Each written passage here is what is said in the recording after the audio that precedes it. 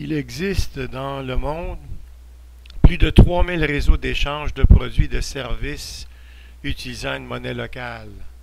L'argent, qui le crée? Qui le contrôle? Qui en profite? Comment vient-il à manquer? Le documentaire L'argent d'Isaac Hésitant répond à ces questions comme vous le verrez dans ce qui suit.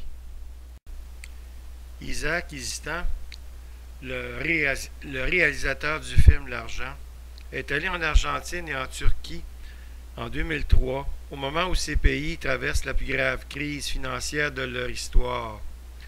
Le film démontre comment les programmes d'ajustement structurel imposés par le Fonds monétaire international ont anéanti l'économie de ces pays et vidé leur monnaie nationale de sa valeur. Or, la monnaie est le sang de l'économie, le moteur de l'échange. Privés de liquidité, les citoyens argentins ont eu l'idée révolutionnaire de créer leur propre monnaie. Ils ne sont pas les seuls. ¡Devuelvan los ahorros!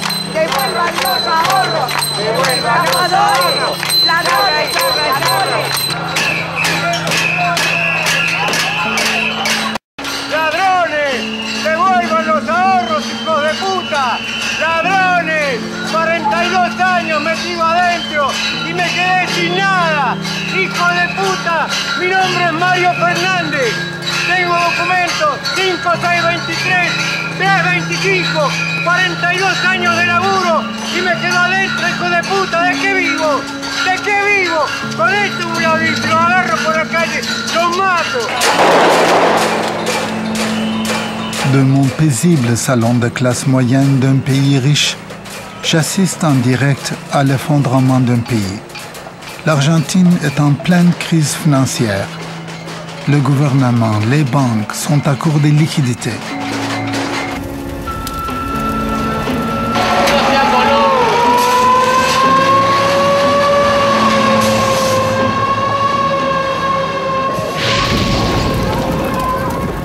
Sur un autre continent, à des milliers de kilomètres, la même crise a frappé, avec les mêmes scènes de désespoir. Dans une banque de Turquie, une femme tente de s'immoler par le feu.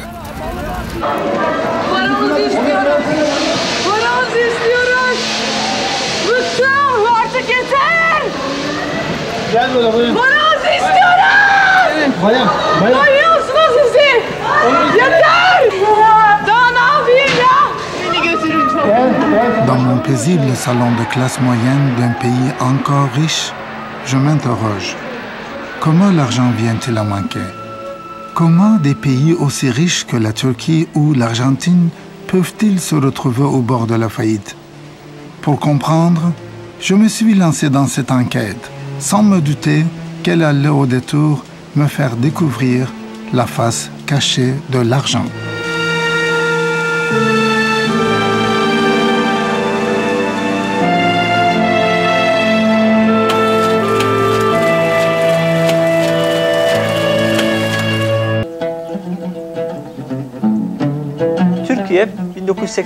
En 1980, la Turquie a commencé à appliquer un programme d'ajustement structurel piloté par le Fonds monétaire international et la Banque mondiale. Dans le premier paragraphe de la lettre d'intention, il est énoncé clairement que le but du programme est d'assurer la stabilité des prix et de prendre des mesures pour faciliter le remboursement de la dette. Car la Turquie est désormais entrée dans une spirale d'endettement, tout comme les pays très endettés d'Amérique latine, l'Argentine ou le Brésil. Pour payer ses dettes arrivées à échéance, la Turquie doit emprunter de nouveau et s'endetter encore plus. C'est pour cette raison qu'on diminue les salaires des employés de l'État et qu'on coupe dans les politiques de soutien à l'agriculture, pour que le gouvernement puisse payer les intérêts sur sa dette.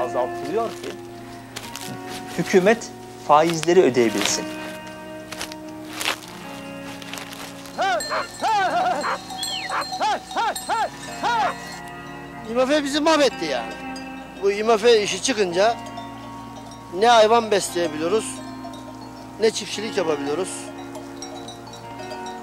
Tarım bitecek yani, tarım bitecek. Bazı yerler ekilmiyor, boş kaldı yani. Au début des années 80, il y a eu un effondrement des prix des matières premières. Pour beaucoup de pays, ceci signifiait une perte énorme de recettes d'exportation et immédiatement, ces pays ont eu une crise de balance des paiements et avec une dette qui a commencé à augmenter en flèche.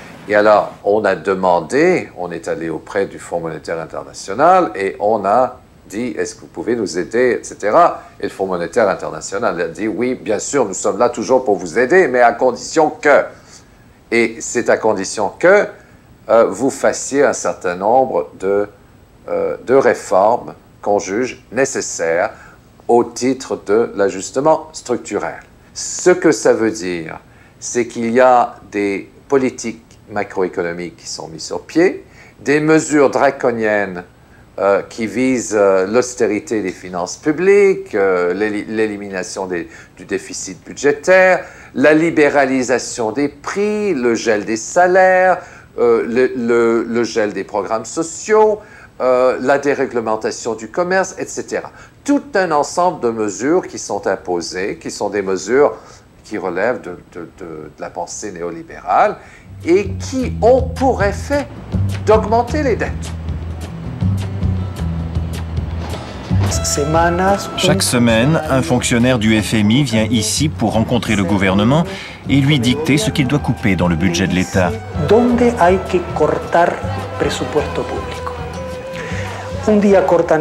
Un jour, il coupe dans l'éducation et les enfants se retrouvent sans école.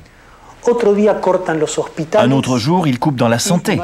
Et ce sont alors les hôpitaux qui manquent de médicaments, d'antibiotiques, des choses les plus élémentaires. Un autre jour, il coupe dans les programmes de logement. Et c'est la pénurie de logement. Il y a donc un appauvrissement systématique du pays qui découle du paiement de la dette extérieure. A las maestras en las aulas no les dan tiza, no les dan hojas, no les dan lápices, no les dan nada para que los chicos hagan. Muchas veces tiene que poner el docente de su bolsillo para que los chicos trabajen. ¿Qué hicimos ayer? ¿Qué estuvimos haciendo? ¿Hay mucha hambre? Sí. ¿Vos tenés comida en la casa? ¿Suficientemente? Más o menos. ¿Y de vez en cuando tienes hambre? Sí. Pero acá en el colegio me ayuda. Lo que comen es lo que comen en la escuela, nada más. Una sola vez al día. Hoy hay piseta y leche, con mate cocido. Se le da una porción a cada alumno y si sobra, se empieza a repetir. Después lo que sobra, al final del día se comparte entre el primer ciclo, se le da para que lleguen los hermanitos a la casa. En Argentina, porque que la gente que se mueran que de hambre, así. Entonces que lo que viven que del paredón comen rata, sapo. La deuda externa es importante, supongo que para relacionarse con el mundo habrá que pagarla de alguna forma, pero lo que no se puede pagar es al precio que se está pagando. Se está pagando con el hambre de los niños. En la Argentina cada 50 minutos se está muriendo un niño. Por falta de atención médica, por falta de cuidados, por falta de alimentación adecuada. Es que siempre dicen todos, hay que pagar la deuda, hay que pagar la deuda, y cada vez que dicen que hay que pagar la deuda, nosotros decimos, bueno, van a terminar pagándola con nuestra sangre, porque ya no tenemos más nada parada. El ferrocarril era argentino, era nacional. Luego se privatizaron los ferrocarriles y bueno, ahí vino el problema de la privatización. Comenzaron a dejar sin trabajo a gente y luego de ahí comenzó el problema grave que quedaron los ferrocarriles prácticamente destruidos. Y pienso que frente del Congreso porque es en una zona donde está cerca de donde se toma la ley, donde está la Cámara de Diputados, donde se crea la ley, entonces pienso que ahí hay que estar frente de eso para que ellos observen y cuando salen de dentro del Congreso, observen que la realidad es del país. Y lo único que queda sin vender, después está todo vendido, privatizado. No sabemos cuándo se rescatarán nuevamente todas esas empresas que pertenecían al Estado y que en alguna vez fueron fruto para la Argentina, porque a través del ferrocarril los pueblos crecían, a través de la telefónica era un servicio no de alta tecnología, pero había mucha fuente de trabajo. El capital quedaba aquí en la Argentina, hoy en la actualidad el capital se va para afuera.